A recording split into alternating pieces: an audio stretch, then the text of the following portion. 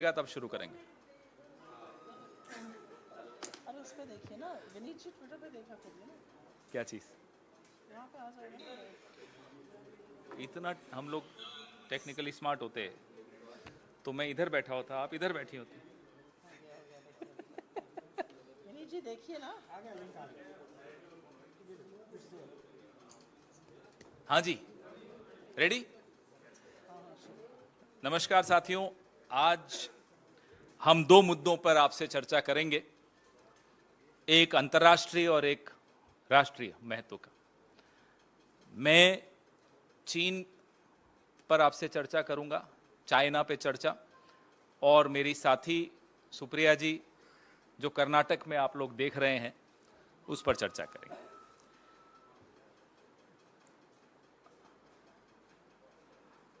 ये प्यार ना होगा कम, जिनपिंग तेरी कसम, ये हमारे मोदी जी की तरफ से एक गाना आज चीन को पेश है। कितने ही कर ले सितम।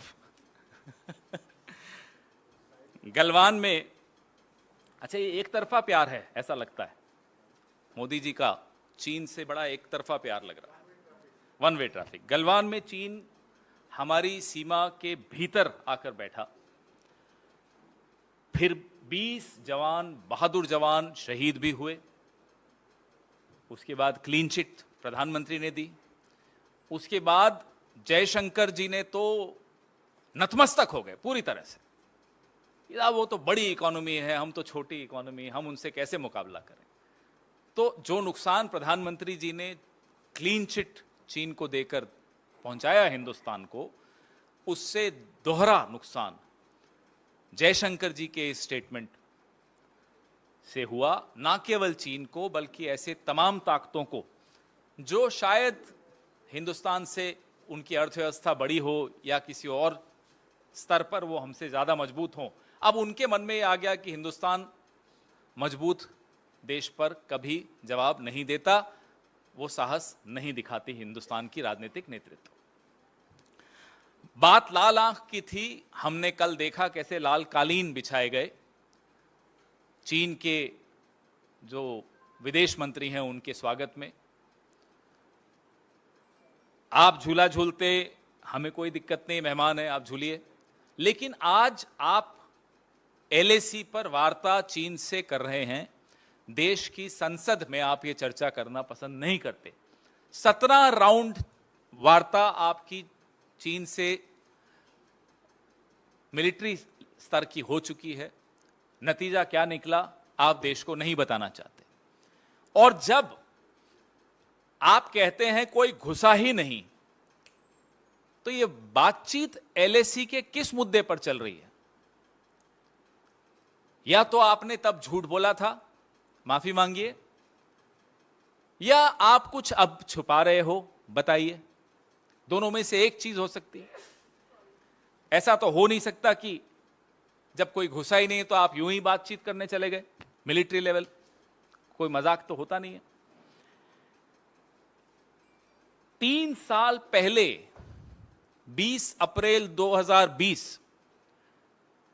को जिन पॉइंट्स पर हमारी सेना, हमारे फोर्सेस गश्त लगा पाते थे, आज 3 साल होने वाले हैं, अगले महीने की 20 तारीख को हो जाएंगे, नहीं लगा पा रहे। 65 पेट्रोलिंग पॉइंट्स में से 26 हमारी कंट्रोल से, हमारे हाथ से जा चुके हैं। ये सब तथ्य सबको मालूम है। ऐसा नहीं कि कोई पहली बार आपने सुने या पहली बार मैंने बोले हैं। ना केवल कांग्रेस पार्टी के मंच से विशेषज्ञ बता चुके हैं, सैटेलाइट इमेजरी बता चुकी है, सेवानिवृत्त सैन्य अधिकारी बता चुके हैं, स्ट्रैटेजी जो समझते हैं, जियोपॉलिटिक्स जो समझते हैं, वो आपसे बार बार बात करते रहते हैं, बताते रहते हैं आपको। डेप्सांग प्लेन्स के patrolling points PP10, PP11, PP11A, PP12, PP13 पे अब हमारे जवान नहीं जा सकते। ये यथास्थिति, ये स्थिति है, वस्तु स्थिति चीन की, हमारी बॉर्डर पे चीन के साथ ये है। और हॉट स्प्रिंग्स और घोघरा में पेट्रोलिंग पॉइंट 15 और पेट्रोलिंग पॉइंट 17A हमारे नियंत्रण से बाहर जा चुका है। Chinese foreign minister is on Indian soil. The Indian EAM, External Affairs Minister, is discussing the LAC with them.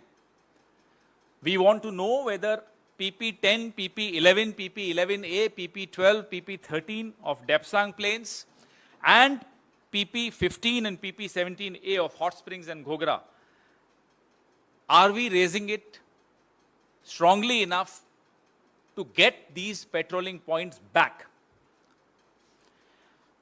And then of course, जो चाइना ने जो जम्फेरी रिज, जिससे सिलीगुड़ी कॉरिडोर हमारा खतरे में आ गया है, जो गेटवे है नॉर्थ ईस्टर्न स्टेट्स पर, बड़े खुश थे कल प्रधानमंत्री जी, मुस्कुरा रहे थे कि हम जीत गए नॉर्थ ईस्ट। आप नॉर्थ ईस्ट का चुनाव जीत जाएं और पूरा नॉर्थ ईस्ट हार जाएं, इस स्थिति पे आप ले आए हैं। ये सिलीगुड़ी कॉरिडोर जो होता है, ये सबसे ज्यादा महत्वपूर्ण है हमारे लिए, हमारे हितों के लिए, हमारे नॉर्थ ईस्ट के हितों के लिए। आपके लिए सिर्फ चुनाव जीतना महत्वपूर्ण है और नॉर्थ ईस्ट भले आप पूरा देश हार जाए, उनको कोई आपत्ति नहीं। क्या इस पर चर्चा होगी? और जो 26वीं meeting working mechanism for consultation and coordination on India China border affairs हुई थी, क्या उसमें 20 अप्रैल 2020 से पहले की यथास्थिति के बारे में चर्चा हुई? अगर हुई तो चीन ने क्या बोला और हमने प्रत्युत्तर में क्या बोला? यह सब बातें देश जानना चाहता है। आप लाल कालीन बिछाइए, चलिए वो भी हम बर्दाश्त कर लेंगे। आप लाल आंख नहीं दिखा सकते, हम वो भी बर्दाश्त कर लेंगे। हमें मालूम है कि आपको पसंद है चीन, हमें आपके रिश्ते मालूम है चीन से।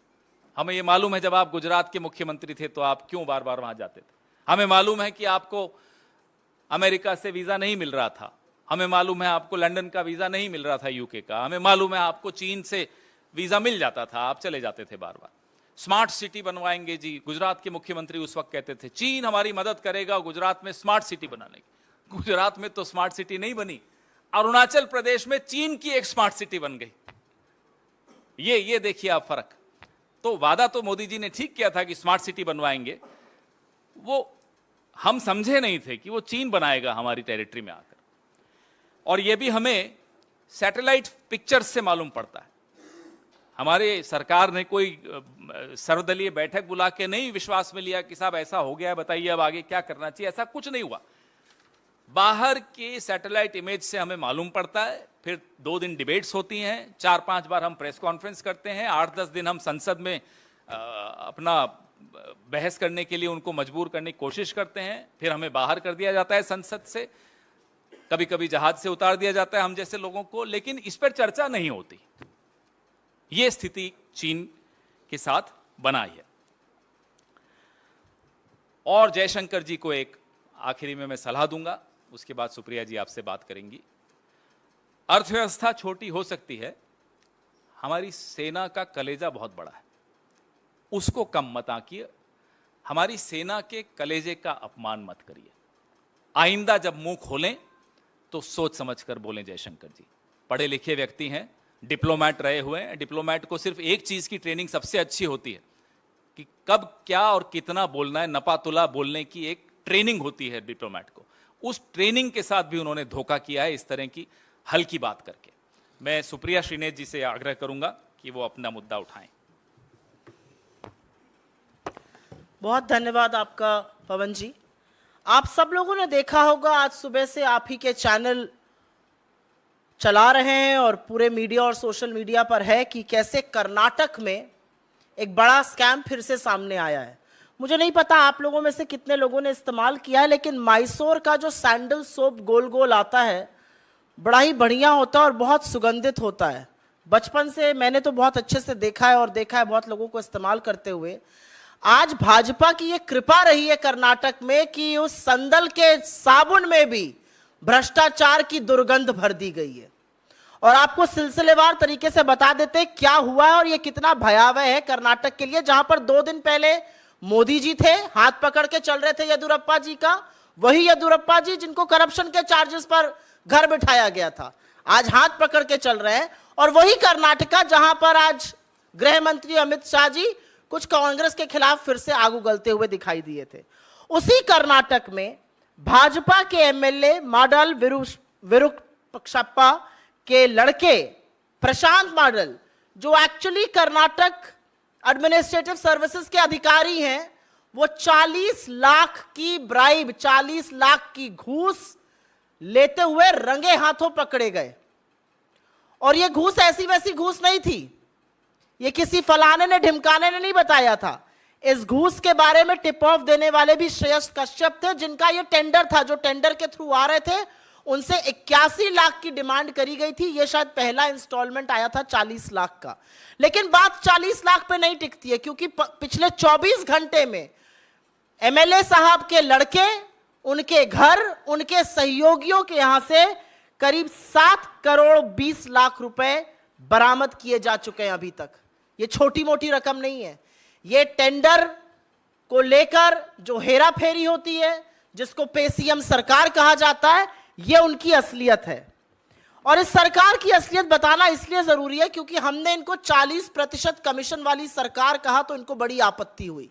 लेकिन ये हमारे शब्द नहीं थे, ये कर्नाटक की कॉन्ट्रैक्टर एसोसिएशन, जो रिकॉग्नाइज संस्था है कर्नाटक सरकार की, उन्होंने लिखित में प्रधानमंत्री मोदी को यह लिख कर दिया है कि कर्नाटक के हर कॉन्ट्रैक्ट में 40% कमीशन देना पड़ता है।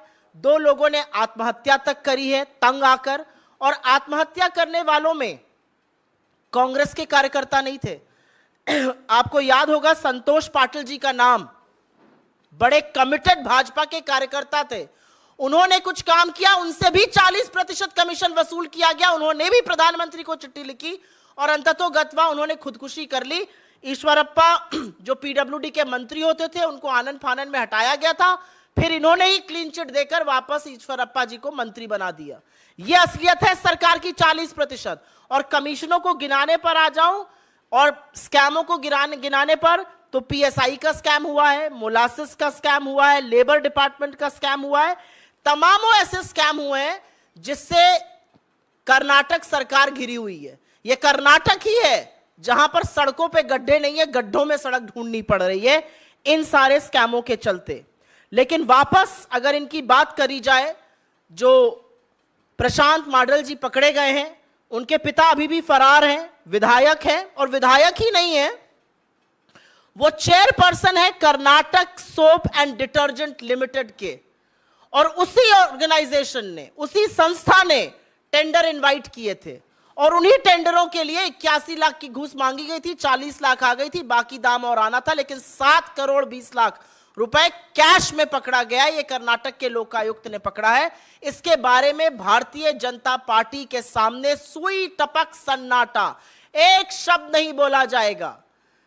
जो करप्शन की बड़ी बड़ी बातें करते हैं, ना अडानी का अ बोलते हैं, ना भ्रष्टाचार का ब बोलते हैं, एक शब्द आपको बीजेपी के कार्यकर्ताओं से, बीजेपी के नेताओं से, बददिमाग प्रवक्ताओं से, गृह मंत्री से, प्रधानमंत्री से नहीं सुनाई देगा। अब सुनने में आता है कि भाई येड्डी जी, जिनके खिलाफ तमाम भ्रष्टाचार के चार्जेस हैं, जिनका हाथ पकड़ के अब प्रधानमंत्री चल रहे हैं, वो अब कैंपेन कमेटी के भी चीफ बना दिए जाएंगे। तो जब चुनाव आता है तो भ्रष्टाचार एक तरफ, लेकिन असलियत जो है वो ये बयां कर रही है कि लोगों ने खुदकुशी करी है, लोगों की जान चली गई है, लेकिन कमीशन पे कमीशन खाया जा रहा है। अगर 40% कमीशन 81 लाख रुपए था तो कितने का टेंडर था, ये हम सब लोग कैलकुलेट कर सकते हैं। और टेंडर का पैसा लेने वाले उस डिपार्टमेंट के हेड के सुपुत्र थे।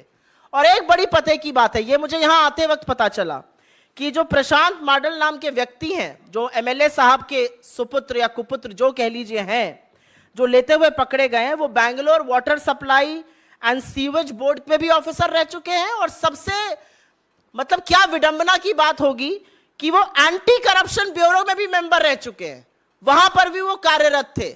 तो anti corruption bureau of Karnataka का ये हाल है कि वहां के अधिकारी, क्योंकि वो एमएलए के लड़के हैं, भ्रष्ट सरकार का एक हिस्सा है, भ्रष्ट सरकार का एक अंग है, वो 40 लाख की घूस लेते हुए रंगे हाथों गिरफ्तार होते हैं। और उनके सहयोगियों से, उनके घर के यहां से 6 करोड़ रुपए अलग से करीब 7 करोड़ 20 लाख रुपए मिलता है। मैं पूछना चाहती हूं, आप इस तरह से कर्नाटक का चुनाव लड़ेंगे? और कर्नाटक की जनता त्रस्त है, कर्नाटक की जनता को पता है 100 रुपए का काम है तो 40 रुपए तो पहले कमीशन में खिलाना ही पड़ेगा, और जनता ने मन बना लिया है बदलने के लिए। जो बार बार दौड़े दौड़े लपके लपके, कभी प्रधानमंत्री, कभी गृह मंत्री, कभी फलाने, कभी धमकाने जा रहे हैं, कितनी भी बार चले जाइए, कितनी रैली कर लीजिए, कितने रोड शो कर लीजिए, जब जनता मन बना लेती है तो निकाल के बाहर ही करेगी आपको। हमने लगातार कर्नाटक की जनता के साथ उनकी आवाज में आवाज मिलाने का काम किया है, भ्रष्टाचार के खिलाफ आवाज उठाने का काम किया, और हम आज भी वही कर रहे हैं। और यह जवाबदेही तय होनी चाहिए कि कैसे एक डिपार्टमेंट का हेड, जिसने की टेंडर इनवाइट किया था, उसी का लड़का इतनी बड़ी घूस लेते हुए पकड़ा जाता है। आपके सवालों का स्वागत है। दोनों सुओ मोटो पे अगर पहले हो तो बेटर रहेगा।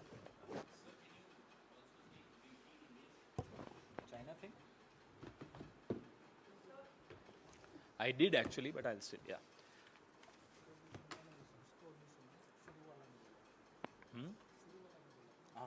Sure, sure.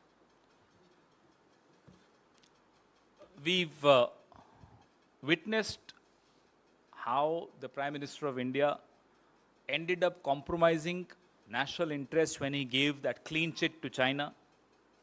I don't think this country will ever forget that dark day in our history. As if that was not enough, Mr. Jaishankar, in a podcast interview, said that China is a bigger economy. And in his words, what am I going to do as a smaller economy? I'm going to pick up a fight with the bigger economy. It is not a question of being reactionary, it's a question of common sense. These were his words, unquote. So between the two of them, they have deeply compromised India's interests vis-a-vis China. Now the Chinese foreign minister is on Indian soil. There is a red carpet welcome to him. Instead of showing him red eyes, instead of asking him, when will our territory be restored to us? 26 out of 65 patrolling points are no longer in our control. I hope Mr. Jaishankar, without batting an eyelid, without thinking of the size of the economy, without getting scared, without getting bogged down, is questioning his counterpart about these 26 patrolling points. These patrolling points are in Ghogra Hot Springs, are in Depsang Plains. The status quo ante before the 20th of April 2020 must be restored. There have been 17 rounds of talks, military level talks. And if we were to take our Prime Minister seriously, if nobody entered our territory, what are these talks being held for? Why is Mr. Jaishankar talking to his counterpart on the LAC issue? Yes, you can talk to your counterpart on the LAC issue, but you cannot take the parliament into confidence, because the LAC is an important issue for every single Indian.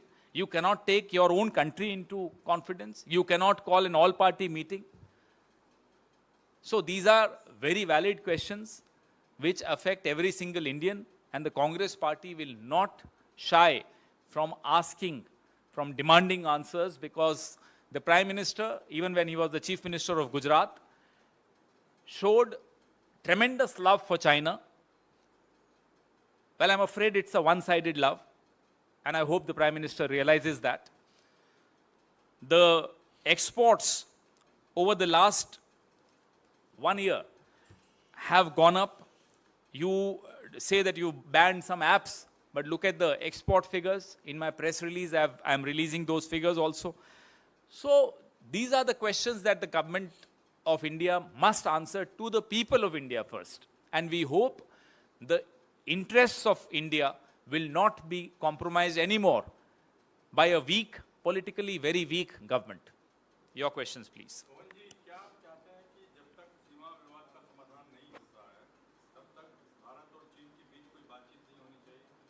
बातचीत आप कीजिए, अपनी शर्तों पर कीजिए। 26 patrolling points 65 में से आपके नियंत्रण से बाहर जा चुके हैं, उस पर जवाब मांगिए। पूरा देश आपके साथ खड़े होने को तैयार है, आप सीधा खड़ा होना सीखिए।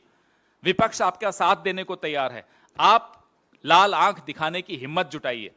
फौज आपकी मजबूत, विपक्ष आपका मजबूती से आपके साथ खड़ा हो, संसद में अगर चर्चा होती तो आप ही को ताकत मिलती। आप चीन को बता सकते थे कि भाई हम पर डोमेस्टिक प्रेशर भी बहुत आ रहा है, इसका हमें जवाब चाहिए। हम स्टेटस को एंटी अप्रैल 2020 से पहले की यथास्थिति पर स्पष्टीकरण चाहते हैं। हम चाहते हैं कि जब चीन से हिंदुस्तान के मंत्री बात करें तो दब कर बात नहीं करें। जो मंत्री पहले ही सार्वजनिक रूप से बयान दे चुका है कि हम तो छोटी इकोनॉमी है, छोटी अर्थव्यवस्था है, हम उनसे कैसे लड़ सकते हैं, वो किस तरह से आंखों में आंखें डाल करके बात कर सकता है? मुझे आप इसका जवाब दीजिए। बात तो तब करिए जब आप किसी की आंखों में आंखें डाल के बात कर सकते हैं, नहीं तो आप बात मत करिए, फिर आप नाकाबिल हैं बात करने की। जाइए 2024 के बाद हम बात करेंगे।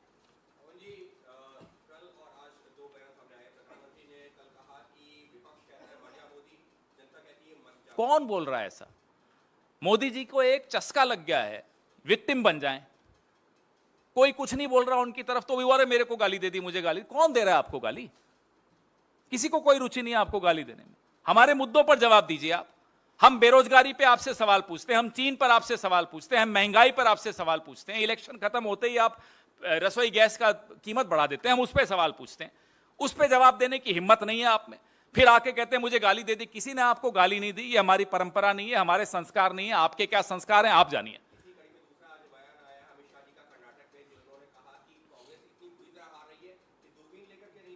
हाँ, देखा था अभी महाराष्ट्र में 33 साल बाद जो सीट हमने जीती, इन्हीं से जीती है हमने। देखा हमने बंगाल में 51 साल बाद हमने एक सीट जीती है, इन्होंने नहीं जीती। वो हमारी तो सीटें पूर्वोत्तर में भी बढ़ी है पिछली बार से। हाँ, हम ये कहीं की ईंट कहीं का रोड़ा नहीं कर पाते हैं। आपके पास धन दौलत ज्यादा है, इलेक्टोरल बॉन्ड सब आप ही के पास जाते हैं। कल तो सुप्रीम कोर्ट ने भी अच्छा झटका आपको दिया, इलेक्शन कमीशन कैसे अपॉइंट होना है उस पर। तो अब भी अगर आपको अहंकार के घोड़े पे सवार होकर इस तरह की टिप्पणियां करनी है तो करिए।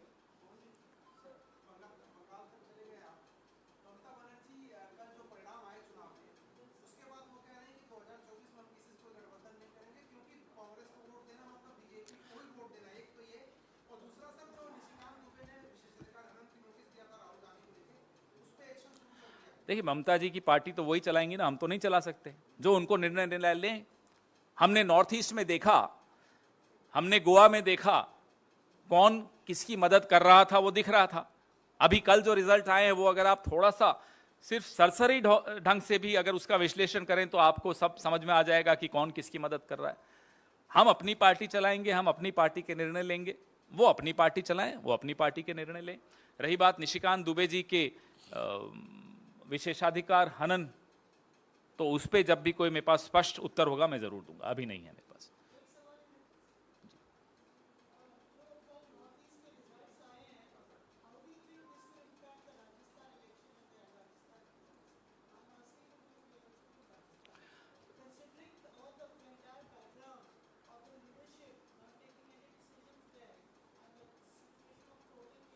There is no chaos in Rajasthan. Fair enough, I have understood. No, there is no, first of all, there is no chaos in Rajasthan. The chaos is in the minds of people who think there is a chaos. There is definitely no chaos. Our vote share has gone up substantially in the northeastern states, on all the three northeastern states, if you see the results. And I don't see one state affecting the other. We are in a very vibrant, robust democracy, where in 2015, you see what happened in Delhi, Vidhan Sabha election, and you saw what happened in 2014 in the Lok Sabha election on the 7 seats of Delhi. So it's the same city, the same state, 2 different elections within a span of 1 year will show you a different result. So you cannot say that results of Northeast will have any impact on Rajasthan. Absolutely confident. Thank God 23 नहीं पूछ रहे आप।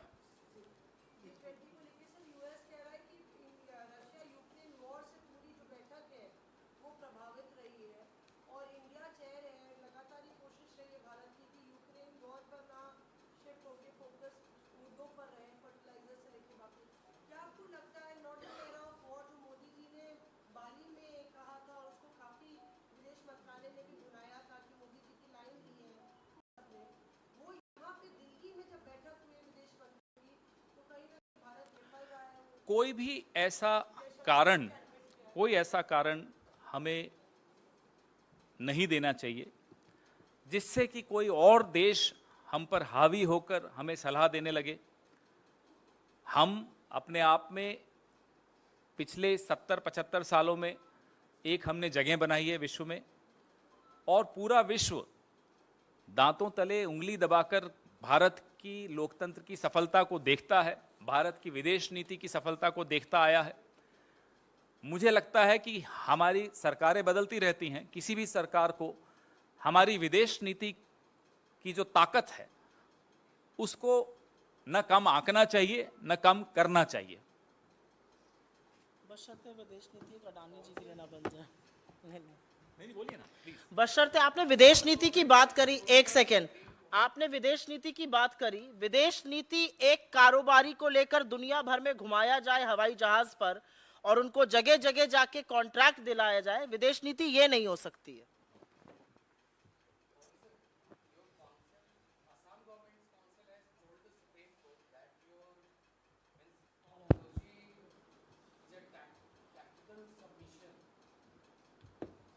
I won't comment. I will not make a single comment on a matter which is sub judice. Out of respect for the law and for the Honorable Supreme Court, I will not make a comment.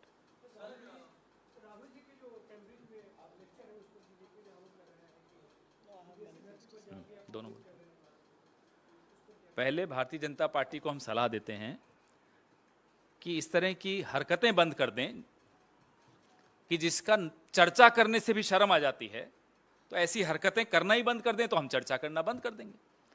आपको Israel की मदद लेकर, जो कि आरोप है आप पर, तो यही है ना कि इजराइल की मदद लेकर आपने विपक्ष के नेताओं, अपने ही नेताओं पर जासूसी की उनके फोन्स के माध्यम से, तब नहीं शर्म आती इनको। उस पर चर्चा हो जाए तो शर्म आ जाती है इनको। ये सोचते हैं कि बीबीसी पर रेड मारेंगे तो इंग्लैंड को पता ही नहीं चलेगा जब तक कि हम उसके बारे में चर्चा नहीं करें। देखिए, we are living in a different era. We are not living in the 17th or 18th century where news travels at the speed of a camel cart or at the speed of a pigeon. Now, if I am talking to you right now, anybody sitting in Papua New Guinea can also hear me out. Why don't they understand? Or they may, I'm sure they understand, but they think no one else understands. You go on the foreign soil and make fun of the country that people were ashamed of being born as Indians, तब नहीं आपको शर्म आती। आप जिस तरह की गतिविधियों में लिप्त होते हैं, पहले उस पर थोड़ा शर्मा जाइए। हम उस पर चर्चा करना बंद कर देंगे ताकि आपको शर्म नहीं आए। पहले ये गतिविधियां बंद कीजिए। मेरी कुलीग सुप्रिया जी भी इस पर कुछ कहना चाहती। मेरा सिर्फ ये कहना है कि मैंने सुने वो मूर्खतापूर्ण बयान जो आईएनबी मिनिस्टर अनुराग गोलीमारो ठाकुर ने दिए हैं। पहले तो मैं उनको सलाह देती हूं कि कैम्ब्रिज का वो 1 घंटे 1 मिनट का वक्तव्य जरूर सुनिएगा। आपके नयन चक्षु, आपके ज्ञान वृद्धि होगी थोड़ी। दूसरा, मैं ये कहना चाहती हूं कि ये जो आरोप लगाया जा रहा है कि विदेशी सॉइल पर जाकर शंघाई में, टोरंटो में, कैलिफोर्निया में, सियोल में, अबू धाबी में जाकर प्रधानमंत्री ने जो जो वक्तव्य इस देश की घरेलू राजनीति, इस देश के प्रमुख विपक्ष पार्टी के लिए दिए हैं, अगर हम उसके बारे में चर्चा करने लग जाएं तो भाजपा को छुपने की जगह नहीं मिलेगी। और अगर वो राहुल गांधी जी का वो 1 घंटे 1 मिनट का विजिटिंग फेलो एट कैम्ब्रिज जज बिजनेस स्कूल का लेक्चर सुनेंगे तो उनको समझ में आएगा कि उन्होंने डेमोक्रेसी के, लोकतंत्र के बारे में बात करी है। उन्होंने आप जैसे न्यूज़पेपर, आप जैसे न्यूज चैनल्स को अपनी स्लाइड पर उनकी हेडलाइन दिखाते हुए कहा है कि कैसे मीडिया, कैसे विपक्ष, कैसे जुडिशरी को इंटिमिडेट किया जाता है। वो बता रहे हैं कि कैसे लोकतंत्र में इन एजेंसीज का निष्पक्ष रहना और निडर रहना जरूरी है। मुझे तो लगता है वो लोकतंत्र को मजबूत करने की बात कर रहे हैं। आपको उनसे सीखना और समझना चाहिए। जब वो ये कह रहे हैं कि India is an asset at the world stage of democracy, तो वो आपके लोकतंत्र के, हमारे लोकतंत्र की बात कर रहे हैं। आपको तो इसके बारे में खुश होना चाहिए। बजाय खुश होने के आप इधर उधर की बात करते हैं। वो तो ये कह रहे हैं कि हमारी फॉरेन पॉलिसी जो नाम पर आधारित थी, आज तक चल रही है, वो अच्छी है। वो ये कह रहे हैं कि जो दुनिया 2 सुपर पावर्स अमेरिका और चीन की खींचातानी चल रही है, उसमें भारत एक बहुत बड़ा पावर बन के उभर सकता है और उभरेगा। इसके बारे में बजाय ताली बजाने के, सराहना करने के, आपको लगा इस पे पीछे पड़ जाओ। तो जो लोग मंच से खड़े होकर गोली मारो के वक्तव्य देते हैं और फिर राज्य मंत्री से कैबिनेट मंत्री बन जाते हैं, वो इस वक्तव्य का मर्म ही नहीं समझ पाएंगे। तो उनको मैं थोड़ी सी सलाह देती हूं, पूरा वक्तव्य समझिए, सोचिए, अपने बच्चों को भी कुछ समझाने लायक बनिएगा।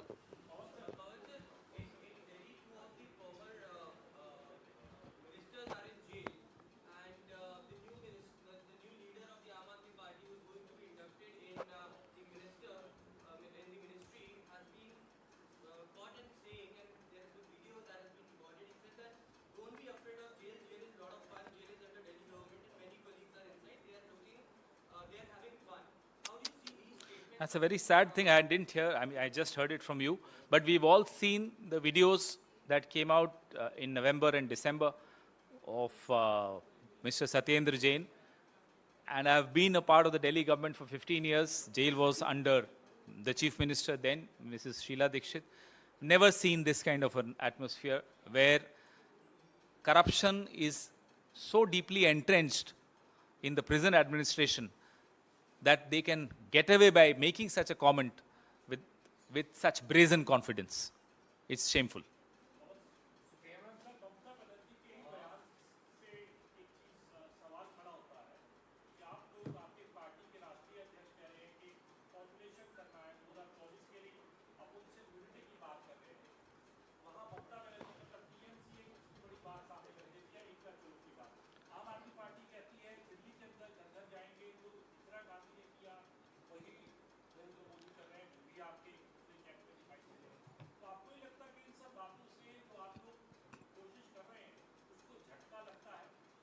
झटके वाली बात आप क्यों कर रहे हैं जब हमारे दो शब्द बड़े स्पष्ट हैं, लाइक माइंडेड, समान विचारधारा के दल।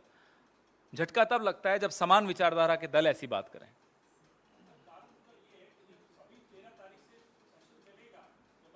मैंने जवाब दे दिया, समान विचारधारा के दल अगर ये हैं तब झटका लगेगा।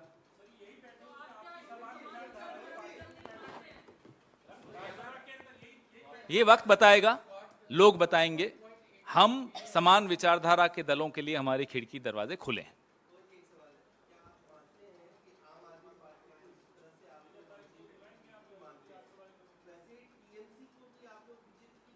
मैंने कुछ कहा नहीं, समान विचारधारा की बात करेंगे, उस पर कोई समझौता नहीं होगा। हम विचारधारा पर समझौता बर्दाश्त नहीं करते, ना होने देंगे।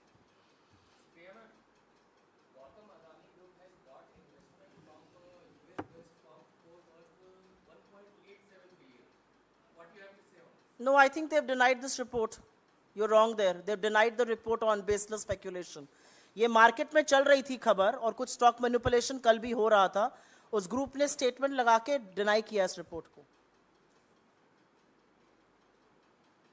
आपको हिंदी में और इंग्लिश में दोनों में बोलना है, बिकॉज़ सब जगह चल रहा है। ये जो एक रिपोर्ट आ रही है कि बड़ा इन्वेस्टमेंट आ रहा है अडानी ग्रुप में और ये मार्केट के पंटर्स चला रहे हैं और स्टॉक मैनिपुलेशन की कोशिश करी जा रही थी, जहां तक मेरी जानकारी है अडानी ग्रुप ने कैटेगोरिकली इसको डिनाई किया है और कहा है कि ये बेसलेस स्पेक्यूलेशन है मार्केट में। तो मुझे लगता है कि जब तक इसकी पुष्टि स्वयं अडानी ग्रुप ना करे,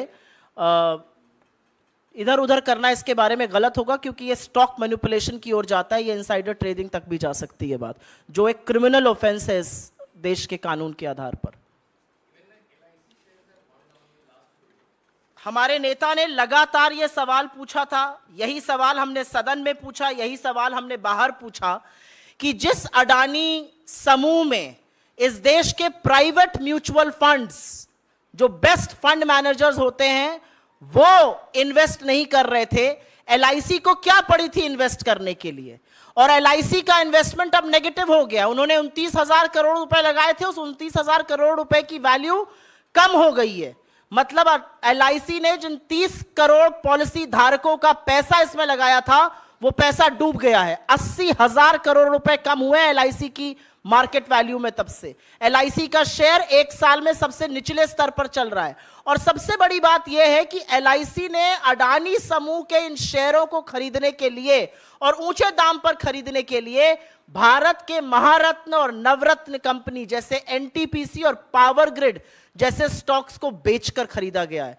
ये सारे सवालों के जवाब एक जेपीसी ही दे पाएगी और इसीलिए हम लगातार जेपीसी की मांग करते हैं कि चाहे एसबीआई हो, चाहे एलआईसी हो, इतने बड़े नुकसान के बावजूद एफपीओ में 525 करोड़ रुपए लगाकर क्यों खड़े हुए थे? ये सब अपने आप में गहन सवाल है जिसका जवाब सिर्फ और सिर्फ जेपीसी के माध्यम से आ सकता है। धन्यवाद, थैंक यू।